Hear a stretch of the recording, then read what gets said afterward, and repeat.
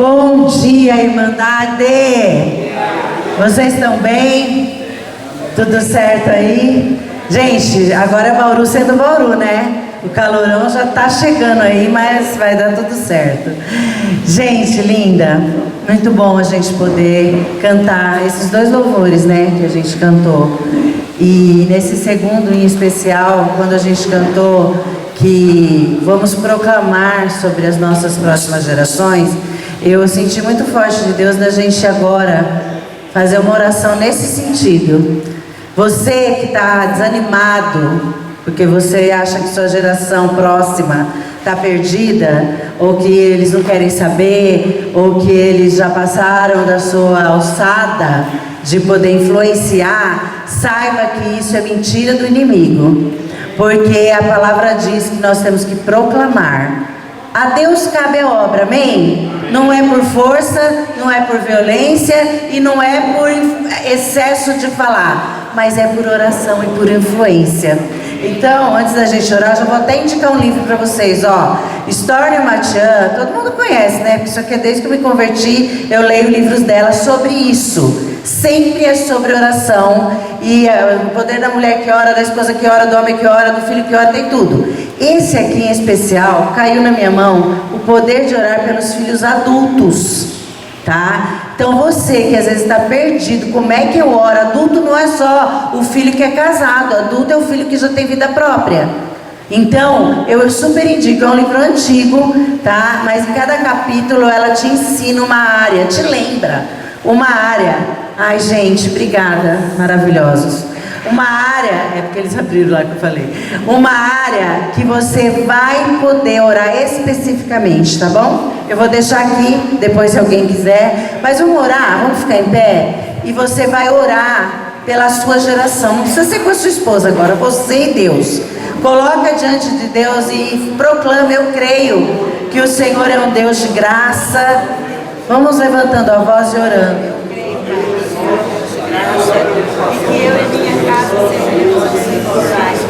Fala nome dos seus filhos, dos seus netos, proclama a bênção do Senhor sobre a sua geração.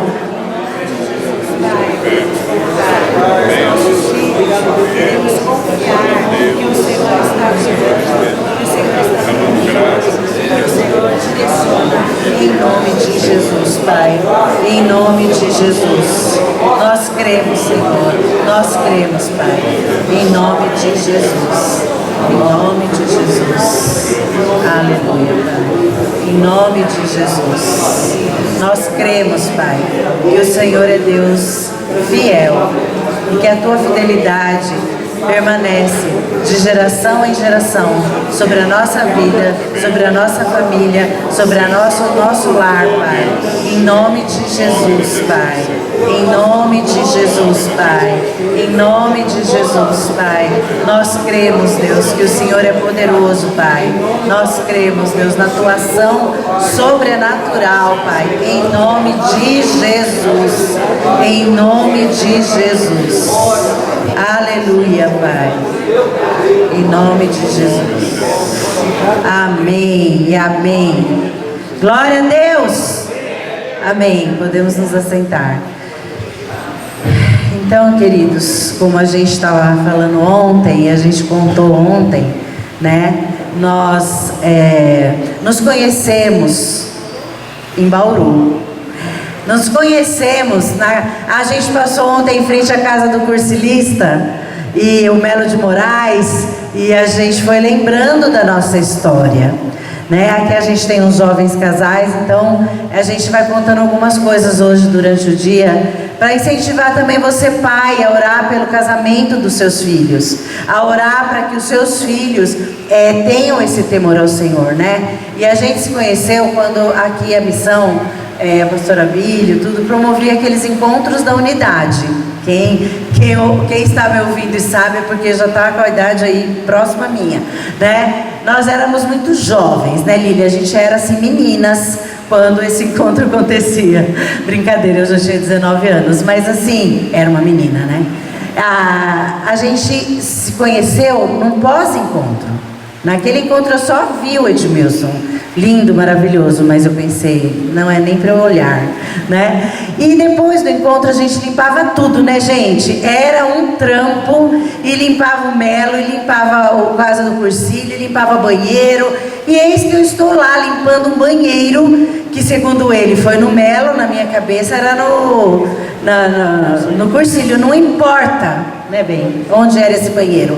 O que importa é que aquela lavagem de banheiro nos trouxe um ao outro, tá? A gente se conheceu lavando banheiro, depois a gente ficou amigo por 2 anos, e aí que a gente começou a namorar, né? O negócio foi assim, longo, mas nós nos casamos aqui, como o Edmilson falou, lá na IT, Instituição Toledo de Ensino. A gente não tinha nem a tenda quando a gente casou, e de lá para cá nós temos caminhado, né? Então, para nós é sempre um prazer quando a gente encontra irmãos que nos ajudam a relembrar nossa história, porque nós temos uma história.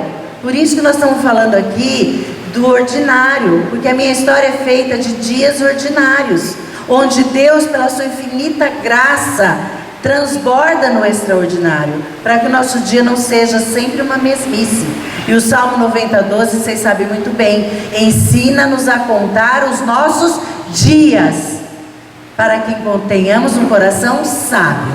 Eu tenho que contar todos, esse inclusive, amém? Esse dia, essas horas estão sendo contadas, para que você e eu tenhamos um coração sábio. Então, queridos, nós queremos dizer que não existe, de antemão a gente quer dizer, nada mais poderoso e extraordinário que a ação sobrenatural do Espírito Santo em nossas vidas, como indivíduos, e em nossos relacionamentos como casal.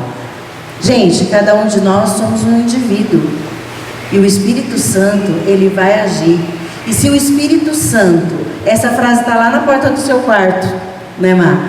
Todo mundo tem essa frase na porta do seu quarto. Não sei quem já prestou atenção. Então, se o Espírito Santo que habita em nós não fizer a obra, nós vamos correr em vão, como fala o Salmo 127 ontem. Vai ser inútil trabalhar. Então, se o Espírito Santo habita em mim, habita nele, o seu poder deve ser evidente no nosso casamento. O nosso casamento tem que transbordar Jesus. Nós também cantamos que Ele seja o Senhor do nosso lar. E muitas vezes a gente repete e não presta atenção. Qual é o sentido disso, gente? Eu vou fazer um negócio aqui que não está combinado. Segura aqui. Você tá comigo. Esse copo tá cheio? Tá cheio. Tá derramando? Mas ele tá cheio. Você sabe porque você tá vendo. Maísa, dá licença. Se eu for enchendo esse copo e esse copo transbordar, ele vai molhar o chão, né? Se eu transbordar ele em cima do Edmilson, eu vou molhar o Edmilson. Bora. Se você, eu vou respeitar, que ele já está suando aqui de calor. Se eu, a pessoa que estiver do meu lado, e o copo estiver transbordando, ela vai ser atingida. Gente, quem transborda o nosso copo,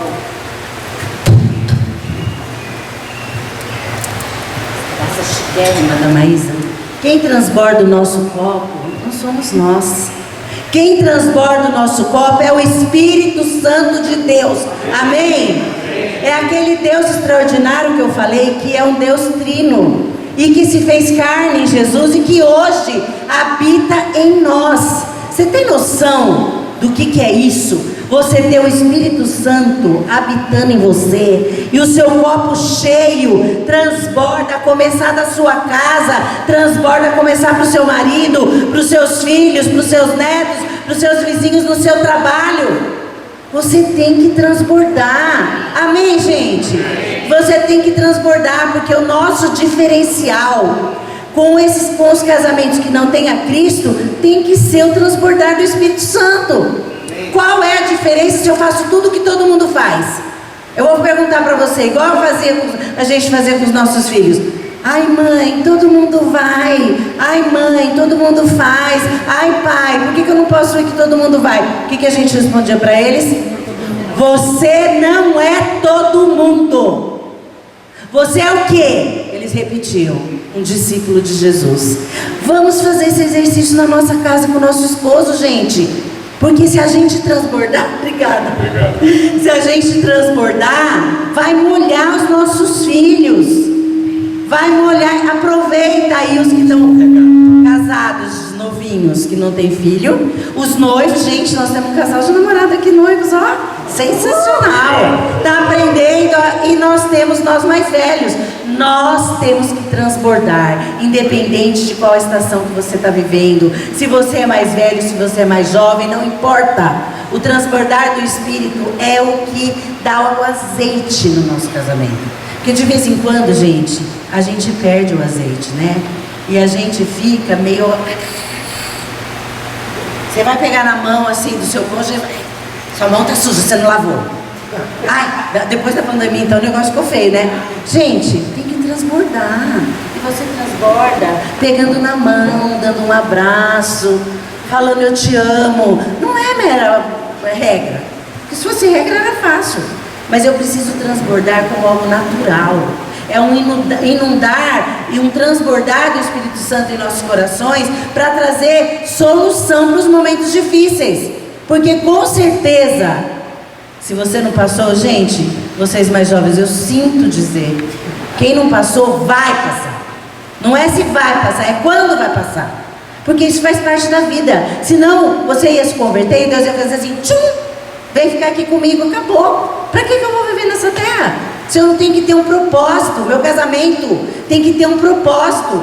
Eu não posso só, ai que bom, agora o ninho tá vazio, né? Que é o que o pessoal fala aí, e eu vou aproveitar. Vou viajar, vou economizar para fazer um monte de viagem. Eu amo viajar, não é essa a questão. Mas eu tenho que ter um propósito, porque eu caso para viver como uma filha do rei, para viver debaixo de um reinado que é do Senhor Jesus. Amém? Então, logo nós vamos saber que nós passaremos. Eu vou só contar um exemplo aqui. Em 2003, foi um ano que marcou a nossa vida e a nossa família.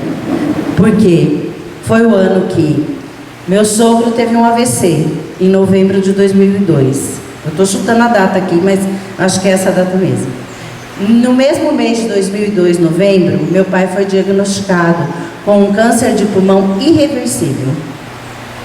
Sabe o que é você ir no médico com os exames do seu pai e o médico fala assim: vivam esses 6 meses que ele tem para viver da melhor forma que vocês puderem. Foi em 2002, final de 2002. Então a gente sabia que meu pai tinha, nosso pai, né? Tinha assim, 6 meses de vida, foi o que o médico deu. Meu sogro, com esse AVC, ele perdeu a fala. E aí ele teve que se recuperar. Bom, veio junho, porque era dia dos namorados desse ano. Meu sogro precisou ser internado às pressas para fazer uma cirurgia de hérnia. Meu pai já estava numa fase bem terminal. E aí o meu sogro foi internado para fazer um exame, uma cirurgia de hérnia. A hérnia estava suporada. Meu sogro teve uma infecção generalizada. E nós tivemos que transferi-lo para um hospital muito longe da nossa casa. E nessa semana o meu pai faleceu. Meu sogro foi para a UTI, praticamente numa situação que ele podia ser desenganado também a qualquer momento. Meu pai morre e aí e os filhos tinham assim 10, 12, eram pequenos, e os filhos passaram por tudo isso junto. Em nenhum momento a gente escondeu, em nenhum momento a gente falou, vamos poupar, coitadinho, ele não precisa saber, porque a gente chorava. Não, eu vou chegar lá. Porque a gente chorava.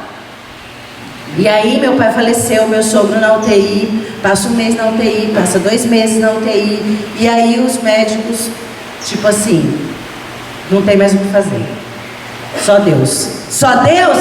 Amém. Porque quando fala só Deus, a gente tem tudo. Amém? E o seu Ovídio viveu, passou por aquilo, e aí ele teve mais 10 anos de vida. A médica dele foi no culto de ação de graça na igreja. E ninguém sabia que ela era médica. Ela sentou do lado de uma irmã e minha sogra relatando porque ele perdeu a fala para sempre. Ele falava Jesus é melhor, é maior. Falava Neide, que é a irmã dele. Todas nós éramos a Neide. Todas. Ele andou, ele comeu, ele viveu, comeu torresmo, fez tudo que os médicos falaram que ele não ia fazer por mais 10 anos. Nosso pai morreu. Deus quis assim, levou. Em outubro desse ano, e tinham 2 grávidas na família, a nossa irmã Carol e a irmã Patrícia dele, e esses nenéns nasceram em meio a essa turbulência. Em outubro, o Marcos sofreu aquele acidente, foi tudo no mesmo ano. E o Marcos sobreviveu, você já conhece o testemunho dele, quem não conhece ele vai contar para você, também por um milagre de Deus. Então foi um ano em que a gente viu milagres de Deus. Ah, mas seu pai morreu. Mas Deus fez um milagre na vida dele, porque ele confessou Jesus mais de uma vez. Já não falava mais, né? Ele apertava a mão, né? Tá aqui o pessoal que falou com ele e todos nós. Então, não é quando você vai passar um ano de 2000. O Marcos ficou aos cuidados e o primeiro Natal foi o Natal que ele estava todo espetado, né, Xan? O Xan arrumava todas as brincadeiras para descontrair, porque a situação foi gravíssima. Então, nós poupamos os nossos filhos? Não. Eles jejuaram com a gente, eles oraram com a gente, eles cuidaram do avô, né, em especial o meu sogro ficou com a gente, eles vieram depois visitar o tio, eles eram pré-adolescentes e adolescentes. Então, não sei, você tem uma história, com certeza, a gente tem outras inúmeras, mas essa foi uma história que marcou a nossa vida. Então, você tem que pensar, Deus, eu quero estar preparado. Deus, enche-me do Espírito. Porque até essa situação, gente, eu achava que não acontecia nada. Eu falava, nossa, eu sou tão feliz, nunca morreu ninguém na nossa família, olha, isso, até que meu pai morreu. Foi o primeiro. Então, você tem que estar preparado, cheio do Espírito Santo e transbordando na sua casa, todo mundo vai passar com você. Amém? Você, marido, você, esposa, vocês ditam o termômetro da casa. Vocês ditam como que vocês vão passar. Porque sim, existe o mito do casamento perfeito. Uma vez até pegando num lugar lá, o irmão depois veio falar com o Edmilson, olha, eu tenho 36 anos de casado, nunca nós brigamos. Aí o Edmilson respondeu bem pro irmão assim, interessante, a gente já brigou muitas vezes. A questão não é se você vai brigar, a questão é como você vai fazer. E como vai terminar essa situação? Porque não existe casamento perfeito. Se você achava que existe, eu estou te dando essa notícia agora. Não existe. Existe um mito do casamento. E a internet, gente, pelo amor de Deus, hoje ela põe o mito lá em cima. Só que quando o mito cai, o tombo é muito grande. A exposição é muito grande. Casamento não são 2 metades da laranja. Não é a tampa da panela. Mãe, pai, não ora para o seu filho encontrar metade da laranja, nem a tampa da panela. Porque isso... E nem alma gêmea, porque isso não existe. Ora para ele encontrar, para ela encontrar um homem e uma mulher de Deus. Amém? Porque casamento não são 2 metades da laranja que se unem para formar um todo. Ai, nós nos completamos. Gente, isso não existe. Se você casar pela metade, o seu casamento está fadado ao fracasso. Se você casar pensando que ele vai te completar, mesmo que você tenha 30 anos de casado, 40 anos de casado, muitas vezes você ainda está perseguindo esse mito. E você não vive o ordinário de colocar uma mesa e pensar, nossa, mas não tenho nada hoje, né? Mas é o dia da mesa. No caso, nós dois agora. É muito fácil fazer mesa quando tem os filhos, né? Enche a mesa, fica aquela coisa, você fica lá servindo. Não. Faz a mesa pro seu marido, mulher. Não espera um dia especial, não. Faz o dia ser especial. Pega o seu joguinho americano que você está guardando lá para visita, põe para ele. Pega aquela tábua maravilhosa que é a melhor, né, que eu ganhei do Irso. Nós ganhamos do Irso da Lucilene, né, patrocínio. Eu não guardo não, viu, gente? Eu uso. Usa a sua louça, usa o seu talher, usa o que você tem para você e a sua casa. Amém? A gente às vezes é ensinado assim, esse prato é do meu casamento, tem 40 anos, eu não vou usar, porque se quebrar, quebrou. Se quebrar sendo usado, glória a Deus. Problema é que pode cair a prateleira e quebrar tudo sem ser usado. Não estou profetizando nada com aquelas louças que você guarda. Mas presta atenção, por que você está guardando tanta louça? Por que você está guardando? E aí eu abro a geladeira e acho que não tem nada.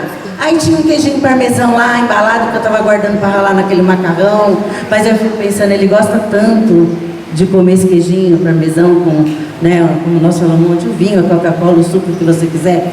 Ah, eu vou pôr na mesa, depois a gente compra outro. Aí eu abro o freezer e desculpa que eu congelei um pão italiano sensacional. Meu, eu descongelo o pão, passo um alinho e um tomatinho, enfio na airfryer, o queijinho tá pronto. Quando ele chega e olha aquela mesa, ele fala: nossa querida, parece que a geladeira estava vazia. O que aconteceu? Você fez um milagre? Sim. O ordinário se torna extraordinário quando Deus faz o milagre da multiplicação até do que você tem na geladeira. Posso ouvir um amém? Amém. Mulheres, posso ouvir um amém? Amém? Mas eu já vi homem preparar a mesa para a esposa também. E é uma surpresa sensacional para a gente. Viu? Então, maridos, vocês também podem preparar. Porque às vezes em casa é mais gostoso do que sair. Mulheres, não me matem. Não me matem. Mas às vezes é mais gostoso em casa do que no outro lugar. Porque em casa, quando a gente faz o olho no olho, a gente chora. E em casa, ninguém vai ouvir o que a gente está conversando. E em casa, você tira aquele papelzinho do bolso, que o Edmilson falou ontem. Ele não falou do papelzinho, mas eu estou falando. Que você anotou tudo que você precisava falar e você faz. Porque nós não somos metade, nós somos inteiros. Mas nós só somos inteiros se nós estivermos em Cristo. Quem nos faz inteiros, olha aí, noivos, não é a noiva, não é a esposa, é o Senhor. Eu só posso entrar para um casamento inteira, corpo, alma e espírito, regenerado integralmente no Senhor. Amém? Isso faz a diferença.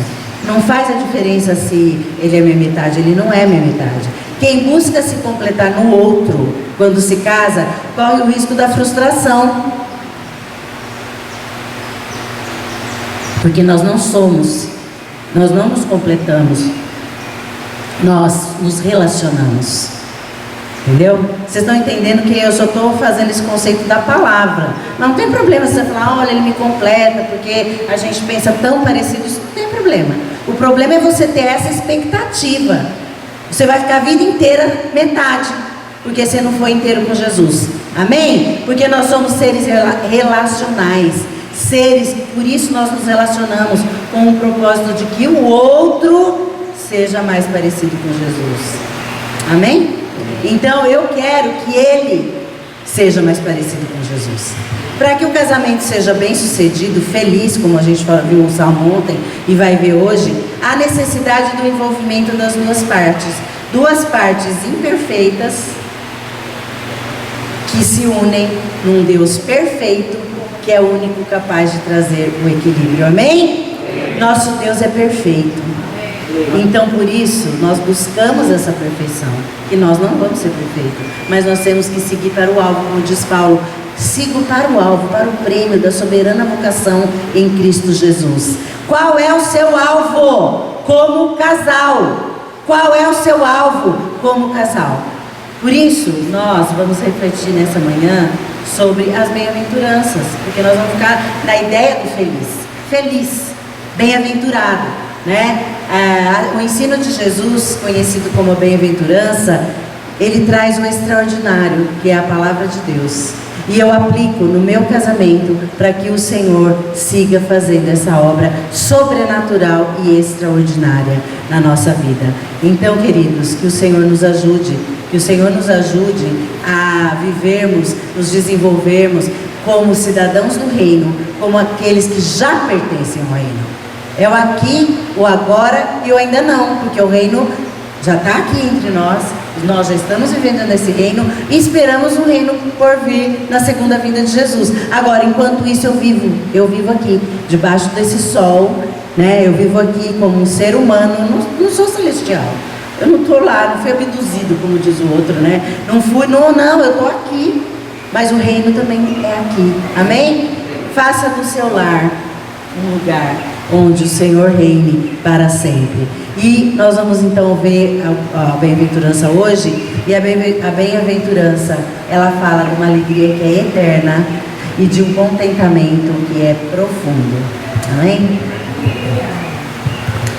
Eu gosto muito de falar com grupos específicos, que nem esse, grupos menores, porque aqueles que participam de um encontro como esse estão muito afim de participar, de ouvir. Ainda ontem comentava com alguns irmãos, e como está sendo fácil a gente se relacionar, a gente falar, porque os irmãos estão atentos. Diferente, por exemplo, de uma reunião de domingo, que tem muita gente que vem a fim de ouvir, de cultuar, e tem aqueles que vêm no automático, né? Então, quando é um grupo menor assim, um pessoal mais atento, e eu gosto muito de ver assim essa diversidade de casamentos mais maduros. Eu acho que o Bilão Aline aqui, eu tenho mais tempo de casado. Será quantos anos, Bilão? 46. Alguém bate 46? E o mais novo tem um casal recém-casado, né? Quantos vocês têm de casado? 3 meses? 3 anos. 3 anos. Tem alguém mais novo? E tem os estagiários, né? Olha lá o Felipe e a Lívia, muito legal, muito legal.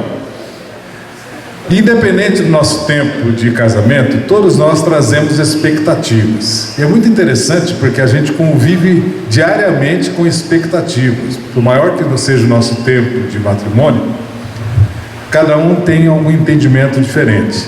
Algum tempo atrás, nós tiramos uma semana de folga e fomos para uma praia que a gente frequenta, chamada Boiçucanga. E a Angélica, Boiçucanga ainda assim é um local que permite você às vezes comprar peixe no barco ou comprar no pescador que a gente conhece, que acabou de pegar o peixe, e tem um gosto, obviamente, um sabor diferente. E a Angélica tinha falado assim para mim: que gostoso, que vontade que eu tenho de comprar um peixe lá em Boiçucanga e fazer assim um peixe frito, tal. E eu fiquei com aquilo na cabeça, né? Quero agradá-la. Então chegamos no domingo à noite, e na segunda de manhã o tempo estava para virar, já estava assim meio fresco, né? E ela falou assim: eu estou meio cansado, eu prefiro ficar aqui. Eu fui na praia, eu gosto muito de orar na praia, fiquei um tempinho ali, realmente o tempo estava virando, e lá na região, quando vira o tempo, os pescadores ficam muitos dias sem voltar a pescar. Aí eu passei na casa de um pescador que eu conheço, e ele falou assim, eu perguntei: o que você tem aí? Ele não tinha muita coisa, mas ele tinha um cação de 2 quilos, limpo, que ele tinha pego há 2 dias. Eu falei: é esse. Ela gosta muito de cação. Eu vou chegar com esse peixe aqui, ela vai vibrar, porque é a última oportunidade, né? E eu assim, falei assim: pô, eu acertei, né? Todo contente assim, achando que ela ia vibrar.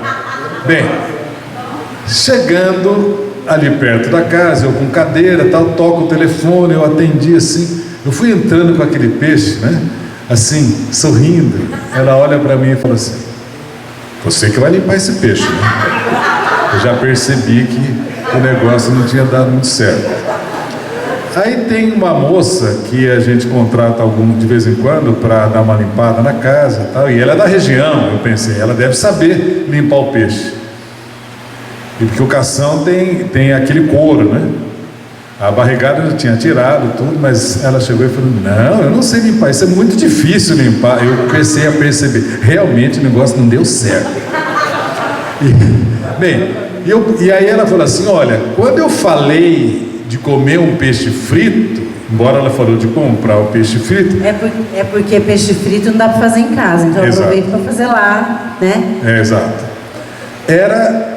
Na realidade, no fundo o que ela queria era ir num restaurante e comer o peixe frito. Eu vou explicar o meu lado. Eu não tenho problema nenhum de fazer. Quem me conhece sabe. Então não, a ideia era, sim, comer um dia, mas a ideia era, vamos lá na peixaria, escolher o peixe. Deixa eu escolher o peixe, por favor, né? Essa era a minha ideia. Eu olho para o meu lado, ele olha para o lado dele. E eu estava sentada lendo, e ele entrou pelo portão lá, quem conhece sabe que é longe o portão. E ele veio vindo, no telefone, e aquele peixão pendurado nessa tela. E eu, Jesus amado, o que ele está trazendo? Só que na hora, a nossa reação é muito difícil, porque a gente não consegue fazer cara de paisagem, não sei vocês, eu não consigo. E aí a minha reação foi imediata, ele nem tinha entrado, eu não vou limpar esse peixe, porque eu já sabia que era um peixe muito difícil. E outra, gente, cação não se frita, né? Então, tadinho, ele achou que estava agradando. Eu achei que ia abafar. Bem, aí eu falei, não, isso aí deve ser fácil de limpar. Eu pensei, vou ligar pro Celso lá em Peruíbe. Aí eu pus, o Celso estava trabalhando, eu pus no YouTube, como tirar o couro do cação. E o cara falou, olha, não é fácil, é muito complicado. Coloque uma luva, porque a faca pode cortar o seu dedo, porque o couro é duro. Depois de tudo, aí no final acabou virando o negócio, né? E a gente foi aprendendo juntos, um foi ajudando o outro, cortamos, bem, resultado, saiu uma moqueca deliciosa e tudo sem pele, maravilhoso, sem pele.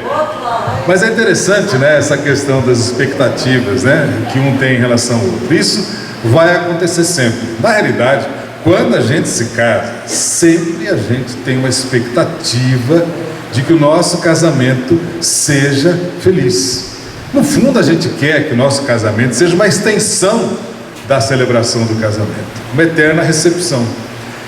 A gente quer harmonia, paz, alegria, bênçãos, um local que nunca falte vinho, pão, alegria, celebração. A grande pergunta é: o que nós temos feito para que essas coisas aconteçam no nosso casamento, na proporção daquilo que é possível? Todos nós levamos uma demanda quando a gente se casa. Mas quando a gente se casa, a nossa própria imaturidade de tempo de vida faz com que muitos dos nossos pensamentos, dos nossos desejos, sejam coisas assim, podemos dizer até irreais ou infantis. A gente tem algumas expectativas porque a gente é novo, a gente tem aqui aquelas coisas. Eu tive o privilégio de fazer mais de 100 casamentos, até de alguns aqui. E é sempre interessante você conversar com as pessoas, né? Tem uma época que eu dei muitos anos o curso de noivos. Hoje, até por uma questão de... A gente tem um curso obrigatório de noivos 6 meses antes. E hoje, por uma questão de identificação, obviamente, com os casais mais jovens, eu tenho alguns outros casais mais jovens que são preparados para isso. Mas quando eu faço um casamento, pelo menos 1 ou 2 reuniões eu gosto de ter com os noivos. E eu cheguei, e um rapaz, né, estava ali com a noiva e tal, eu perguntei para ele assim: qual é a sua expectativa? Por que você está se casando? E ele me deu uma resposta que eu fiquei impressionado. Porque eu quero ter sexo. Como assim? Eu estou me casando porque eu quero ter sexo quando eu quiser. Eu falei, rapaz, mas você acha, olha o que você está falando, você acha que a sua esposa vai estar todo o tempo disponível para você, do jeito que você quer, na hora que você quiser, sempre assim, como um robô, né? Você aperta o botão, ela vai estar toda assim, sabe de nada, inocente. Rapaz, as suas expectativas são irreais e impróprias. Ela não é um objeto para você, para estar te servindo. E aí a gente começou a trabalhar algumas questões importantes em relação a isso. Mas sempre tem aquela questão das expectativas versus realidade. E a gente acompanha essa história todo o nosso casamento. Só que Deus, Ele é especialista em nos tirar de situações ideais para nos levar para situações reais. E o casamento é isso. Jaime Kemp, há anos atrás, grande homem usado pelo Senhor nesta área, ele escreveu um livro muito interessante que chama A Arte de Permanecer Casado. porque é uma arte. Infelizmente, há um grupo grande hoje a gente vê na nossa sociedade os divórcios atingindo níveis alarmantes. E o grande problema é que o número de divórcios entre os evangélicos acaba se tornando também extremamente alto. E ficaria fácil a gente dar receita, conforme disse a Angélica aqui, mas todos nós vivemos expectativas ideais e reais, e a gente é levado para as ideais. Eu não sei quem viu a semana passada, no site do UOL, apareceu uma reportagem que eu fiz questão de ler, porque eu achei um título muito interessante. Casal vive há 10 anos com uma sintonia perfeita, uma eterna lua de mel. Eu falei, rapaz, eu tenho que ler um negócio desse. E eu li, era uma reportagem muito interessante. Há 10 anos eles estavam em sintonia, eles não brigavam, não tinham problema, se davam sempre bem. Só tinha um detalhe: ela morava na Grécia e ele mora na Alemanha. Ela mora na Grécia e na Alemanha. Então eles se veem umas 4 vezes por ano, passam lá um feriado, umas férias juntos e vão embora e se dão eternamente bem. E falando em Jaime Kemp, ele tem um exemplo que eu gosto muito de usar, que ele fala sobre o jardim. Você já deve ter ouvido isso. Eu não sei quem aqui tem jardim. Em casa a gente tem um pequeno jardim. E jardim é assim: se você fica um mês sem cuidar do jardim, ele vai te trazer problemas. Em um mês o mato cresce, se você não regar, ele seca, ervas daninhas, ou seja, você tem problemas com o jardim. E de repente, puxa, mas eu fiquei um mês, só um mês, e o jardim já ficou desse jeito. E o casamento, Jaime Kemp compara com um jardim. A gente conversa com vários casais em termos de aconselhamento cristão, e geralmente o pessoal, bem, primeiro que assim, quando o pessoal chega na gente, é quase para dar extrema unção, né? Porque infelizmente muitos, por questão de orgulho, principalmente do homem, porque o homem tem muito essa questão do comando, né? Tá tudo sob controle, pode deixar, não tem que procurar ninguém, tá tudo sob controle, né? Porque o homem gosta de mostrar isso, tá tudo sob controle, tá nada, o cara tá perdido, mas quer mostrar que tá tudo sob controle. E aí quando ele chega assim, geralmente o negócio já desandou, mas você vai conversar e a grande pergunta mas aonde as coisas aconteceram? Como isso chegou a esse ponto no relacionamento? Relacionamentos secos, áridos, sem vida, sem brilho. E eles falam assim: eu não sei como isso chegou, eu não fiz nada. Eu falei: esse é o problema. Você não regou, você não adubou, você não tirou ervas daninhas, você não cuidou, não podou. Basta você não fazer nada que você estraga o jardim. O casamento é assim. O que eu quero dizer? Que o casamento exige intencionalidade. Intencionalidade. É uma arte de separar. Esse lance de vai deixando, não, é rotina normal. Esse tipo de rotina mata o casamento. Eu não estou dizendo que a sua vida tem que ser uma eterna aventura, mas esse tipo de rotina massacrante, em que não há sonhos, em que não há expectativas, não há projetos em Deus, é extremamente massacrante. Todos os casamentos experimentam problemas. A diferença é que alguns tratam desses problemas e outros não tratam. E um casamento, quando não é tratado, vai longe. E aí o problema, quando você pega o assunto, está extremamente complicado, você não consegue pegar o fio da meada, porque são anos de coisas não tratadas, e uma coisa vai puxando a outra, e vai puxando a outra. Por isso que nessa manhã a gente quer falar sobre as bem-aventuranças. A gente falou ontem da reforma, né? O reformador Lutero falava que a família é a escola do Evangelho. Família é a escola do Evangelho, porque dentro de casa a gente aprende a viver realmente o Evangelho, porque em casa nós somos autênticos. Não há nenhum lugar em que sejamos mais autênticos do que dentro de casa. Não é que quando a gente está fora a gente então é hipócrita, não. Mas obviamente há coisas que você faz na intimidade que você não tem como fazer fora.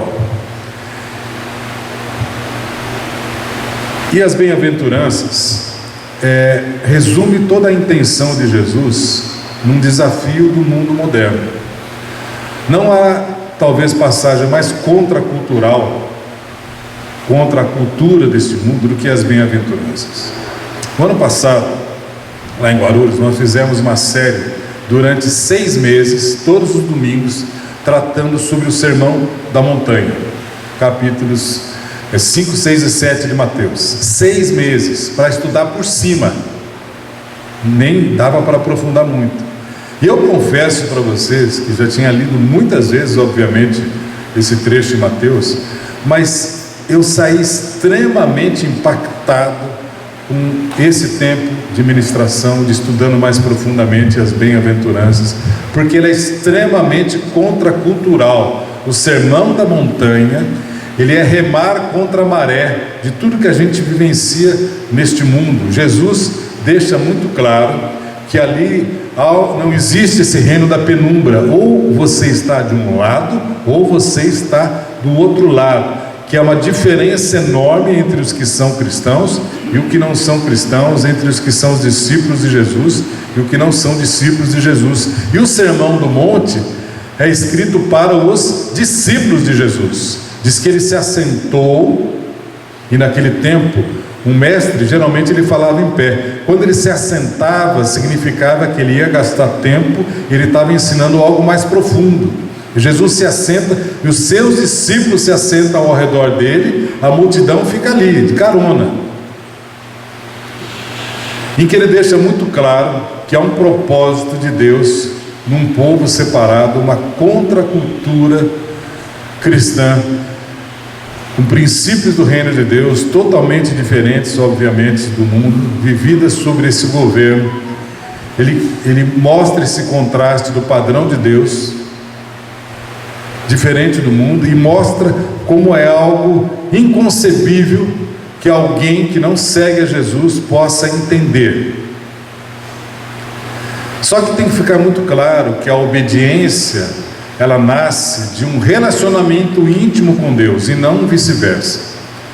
Se eu tento uma vida de obediência como um fim em si mesmo, não fruto de um relacionamento com Deus, isso se torna um legalismo, em que eu sigo uma série de leis até para Deus, mas sem um relacionamento com Deus. Isso traz frustração. A obediência, ela é fruto de um relacionamento com Deus, ou seja, conhecer e ser conhecido por Deus é o único caminho para a mais completa e real experiência transformadora. Conhecer a Deus e ser conhecido por Ele é o único caminho para a mais completa e real experiência transformadora. Então eu quero pedir que você abra a sua Bíblia em Mateus capítulo 5, de 1 a 10, embora nós vamos projetar aqui também, se você quiser.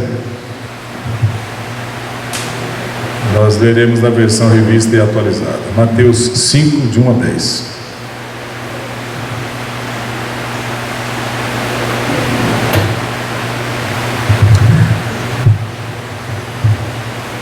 Vendo Jesus as multidões, subiu ao monte e, como se assentasse, aproximaram-se os seus discípulos, e ele passou a ensiná-los, dizendo: Bem-aventurados os humildes de espírito, porque deles é o reino dos céus.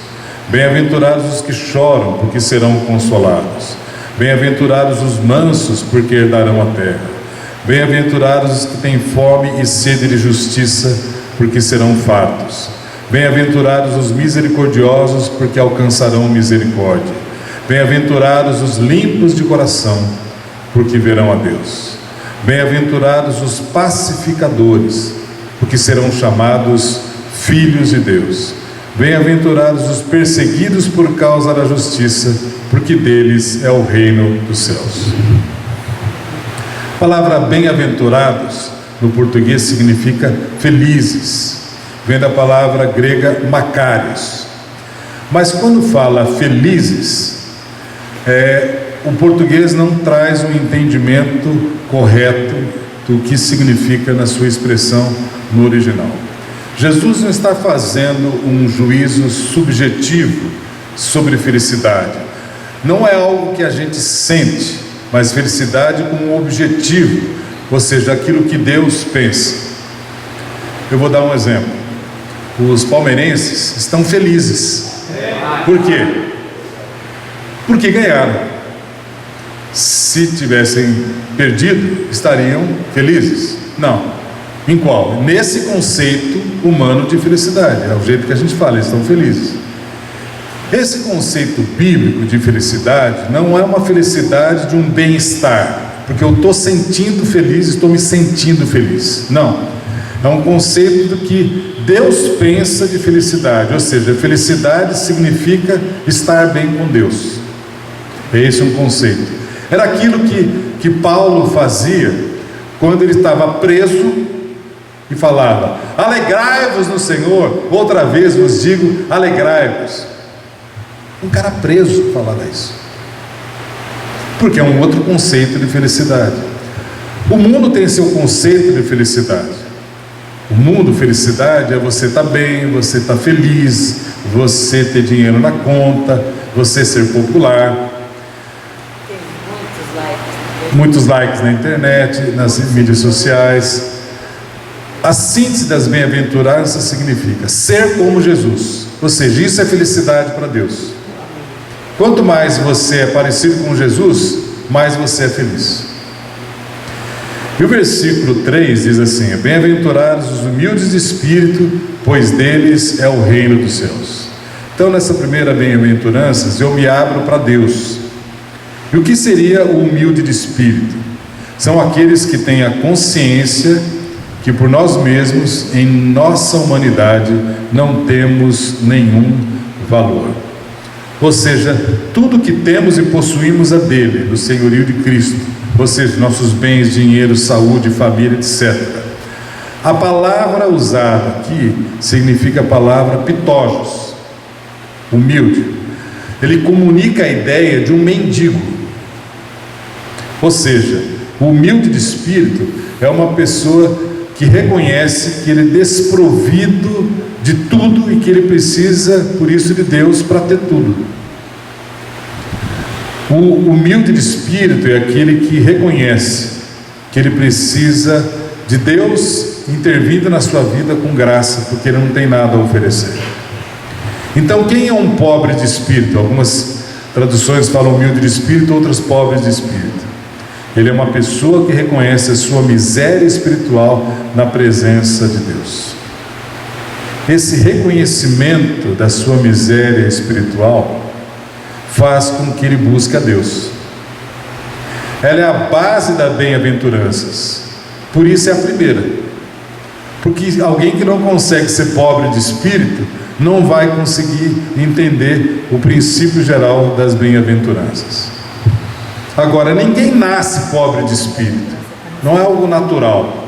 Isso vem só através de uma caminhada por Deus, com Deus. Quanto mais vamos conhecendo a santidade de Deus, mais olhamos para nós e reconhecemos que somos pobres. Quanto mais eu reconheço quem é Deus, mais eu reconheço quem eu sou.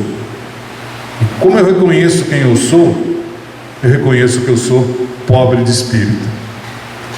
E quanto mais eu acho que eu sou, menos eu sou pobre de espírito. O pobre de espírito, por isso, ele reconhece que precisa da intervenção de Deus na sua vida e no seu casamento, em que ele não consegue ser o marido e a esposa que seu cônjuge necessita. Ele precisa da graça de Deus intervindo.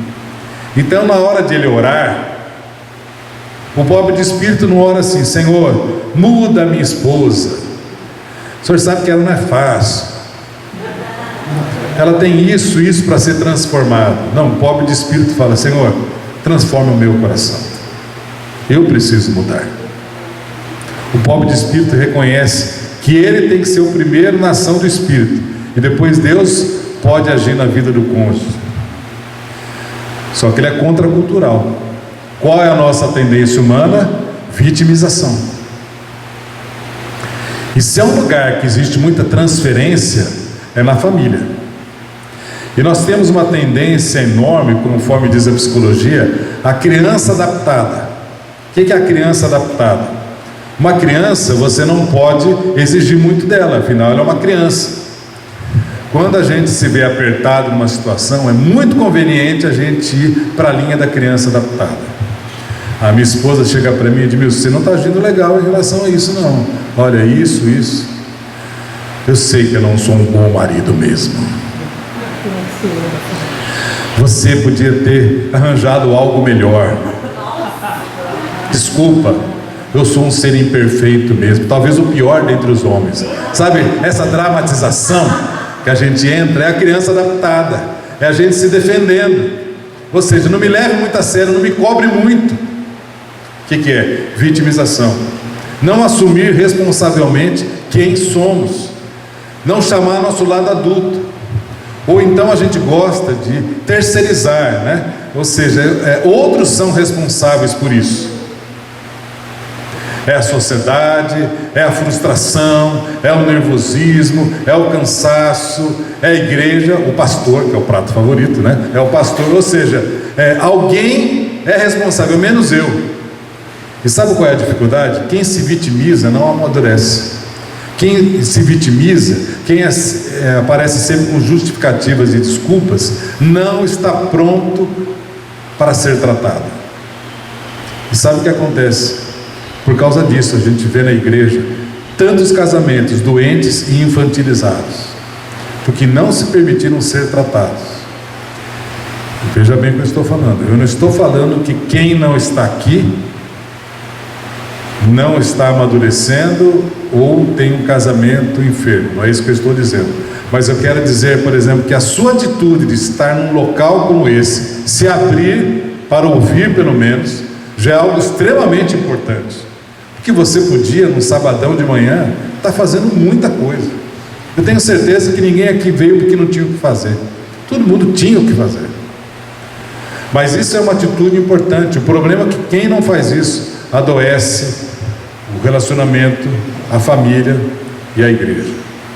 Quando a gente sempre tem desculpa de que é o outro, é a questão financeira, é a falta de oportunidade, é a falta de reconhecimento, a gente não é humilde para reconhecer que nós somos os responsáveis. Humilde de espírito reconhece isso.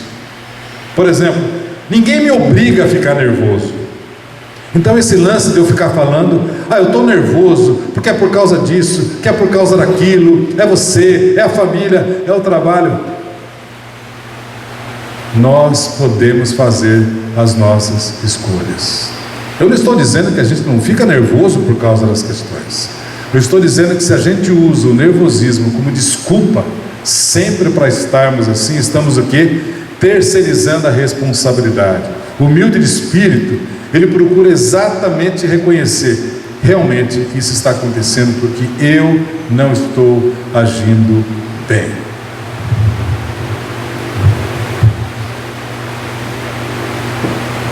Se o seu casamento não está como você gostaria, comece entendendo que a questão começa com você, não com o outro. O problema de querer que o outro, o cônjuge, se torne a minha imagem e não a imagem de Jesus. Nós temos que ser parecidos com Jesus e não refletir a imagem do cônjuge. Agora, se eu me amo no outro, eu vou querer fazer do outro a minha imagem, e é o grande problema da manipulação e dos abusos no casamento. Por isso, devemos aprender a ser humildes de espírito. Eu gosto muito da frase de Jorge Mitian, que ele fala que a humildade de coração é a pedra fundamental da construção e formação do caráter. A humildade de coração é a pedra fundamental da construção e formação do caráter. Estamos bem, irmãos? Alguém quer fazer alguma pergunta, alguma colocação? Daqui a pouquinho nós vamos ter um café. Só queria a sua atenção para mais um ponto aqui, que é o segundo ponto. Bem-aventurados os que choram, pois serão consolados. Bem-aventurados os que choram, pois serão consolados. Não é o choro do coitadinho de mim, mas é o choro genuíno pelo nosso pecado em arrependimento. Qual foi a última vez que choramos pelo nosso pecado? Qual foi a última vez que choramos pelo nosso pecado? Você vê uns modelos bíblicos de arrependimento? Havia tristeza, contrição. Hoje pecamos. Ó Deus, foi mal, hein? Desculpa aí. Estocamos a vida. Não há tempo para internalização, para reflexão, de entender a história, porque eu pequei. E como não se trata a história, se continua pecando e repete o mesmo pecado. É disposição para chorar, não o choro da autopiedade, do coitadinho de mim, da frustração, da raiva. Olha o que fizeram comigo, eu não fui reconhecido, e aí eu choro porque fui contrariado. Não, é o choro de reconhecimento do nosso pecado. E se na primeira bem-aventurança eu me abro para Deus, nessa segunda bem-aventurança eu preciso me abrir para o outro. O choro cria um caminho para o relacionamento em direção a Deus em relação ao outro, porque esse choro é baseado no amor. Um choro que não tem o amor intrínseco é um choro sem propósito. Um choro que não tem um propósito de fazer um raio-x interior é um choro em si mesmado, dentro das atribulações e adversidades da vida. Eu não merecia isso, então eu estou chorando. É um choro carnal, puramente carnal. Não é esse o choro que a Bíblia está querendo dizer. É um choro baseado no amor. E aqui eu queria falar um pouco sobre esse tipo de amor. Amor na Bíblia não é um sentimento subjetivo. Hoje eu amo e amanhã não amo mais. E a gente fala muito isso nos casamentos, né, sobre amor. Amor na Bíblia, principalmente no conceito judaico, era um amor de: eu estou me casando com você porque eu amo, então eu estou assumindo o compromisso de cuidar de você por toda a minha vida. Eu não quero entrar aqui em detalhes em relação a isso. Por que a questão do divórcio era tão complexa? Porque o propósito de Deus no casamento era esse, era um amor em que eu assumia um compromisso de cuidar de alguém pelo resto da minha vida. E hoje facilmente você escuta alguns casais que falam assim: o amor acabou. Como assim o amor acabou? Amor não é algo que você vai lá no mercado e compra mais tantos quilos de amor, né? Então, amor é algo que tem que ser renovado. O grande problema é o nosso conceito de amor, que são esses conceitos de séries de Netflix, de novelas globais, de filmes hollywoodianos. É o conceito platônico de amor. Platão, um filósofo grego, ele trabalhava muito a questão da beleza, da formosura, a estética. Então o amor era a busca pela beleza no conceito platônico. Agora vamos ser claros: se o nosso casamento continuar somente na base da beleza, cuidado da minha esposa, porque a gente vai envelhecendo e a gente faz o possível, mas chega uma hora, pode ser Renaudet, Botox, Durepox, o que for, chega uma hora que naturalmente nós vamos envelhecendo. Isso faz parte da vida. E deixo claro que não tem nenhum problema em relação a essa questão da estética. Isso não é problema. O grande problema são as expectativas. Eu basear o meu relacionamento na base da aparência. E quando a gente fala de amor, basear um casamento no amor, eu não sei, eu me lembro bem de um pastor lá de Guarulhos, já falecido. Não sei quantos aqui lembram do pastor Nelson, nosso querido irmão. Depois de alguns anos, a sua esposa desenvolveu Alzheimer. Foi o primeiro caso que a gente soube. Aliás, demoramos para saber, porque na época ainda não tinha o esclarecimento que se tem hoje. A coisa de uns 30 anos atrás, mais ou menos. E obviamente não se tinha muitos recursos, não se sabia muito sobre o assunto. E eles eram muito unidos, e ela foi desenvolvendo um Alzheimer rapidamente. E ele cuidava dela com todo o amor.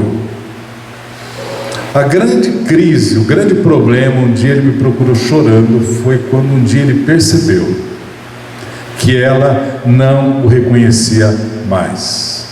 Esse foi o grande dia de dificuldade na vida dele. Mas ele continuou cuidando dela até o final. Na soberania de Deus, ele foi embora antes. E um dia, conversando com ele falou assim: eu, na realidade, incentivava a ter cuidadora, mas ele teve uma escolha pessoal em relação a isso.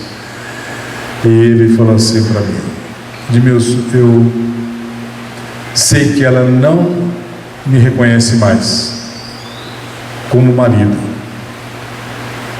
Ela não sabe mais que eu sou o Nelson, o marido dela, mas eu sei muito bem que ela é a Maria, minha esposa. Ela não tinha mais beleza para oferecer, ela não tinha mais nada de carinho para oferecer, mas ele disse assim: eu escolhi cuidar da minha esposa durante toda a minha vida. Naquele dia que você assumiu um compromisso diante de Deus, você escolheu espontaneamente cuidar e amar o seu cônjuge no final da sua vida. Por isso que amor nos ensina que não é tripudiar em cima da fraqueza do outro. Todos nós temos as nossas fraquezas. Eu não tenho que tripudiar em cima da fraqueza da minha esposa, das áreas que ela tem debilidade, do tipo: você é isso, você é aquilo. Não. Se ela tem debilidade, se ela tem fraqueza, Deus me colocou na vida dela para ajudá-la a se fortalecer nessas debilidades, e vice-versa. Deus a colocou na minha vida para me ajudar nos momentos difíceis, nas áreas débeis e fracas da minha vida, para que eu cresça e para que eu amadureça. Isso é amor na Bíblia. É o amor sacrificial, não o amor de Hollywood. E infelizmente, irmãos, hoje a gente vê muitos casamentos cristãos baseados nesse amor humano, nesses conceitos humanos. E sabe o que acontece? Não subsiste. O nosso amor tem que ser baseado nesse conceito de compromisso, de amar e cuidar um do outro até o final da nossa vida. Amém, queridos? Que tal nós orarmos neste momento? Eu queria te incentivar a orar junto com o seu cônjuge e falar isso um para o outro. Você fala isso para ele, para ela, e falar: eu quero renovar o meu compromisso de te amar e cuidar de você por toda a nossa vida. Depois vocês oram falando: Senhor, nós queremos renovar esse compromisso diante do Senhor, de amarmos e cuidarmos um do outro até o final da nossa vida. Senhor, muito obrigada, porque nós já pudemos ouvir aqui nessa manhã que o Senhor nos deixou uma palavra extraordinária para fazer vida em nós, para que nós possamos viver como mansos, como pobres de espírito, como aqueles que choram, cheios do teu amor para com o outro, para com o cônjuge. Pai, em nome de Jesus, ajuda-nos, Senhor, a vivermos essa verdade, em teu nome. Amém e amém. Amém, gente? O café já está ali, ó, mas deixa eu perguntar, mas tem uma hora para liberar, né? Tá liberado? A gente deixou ontem umas questões. Eu não vou perguntar. Quem pelo menos olhou ou resumiu para poder conversar sobre isso, né? A gente está deixando, nós vamos deixar mais algumas coisas. Então, é importante, como o Edmilson falou ontem, a gente desenvolver esse tempo. O que acontece é que a gente nunca acha tempo e acha que é só para ficar lá no celular, ou aquela ideia de vamos orar juntos, deixa para amanhã, né? Então, a gente quer te incentivar. Dentro disso que a gente falou ontem, hoje, alguém teria alguma pergunta para fazer? Gostaria de perguntar alguma coisa? Estamos aqui em família,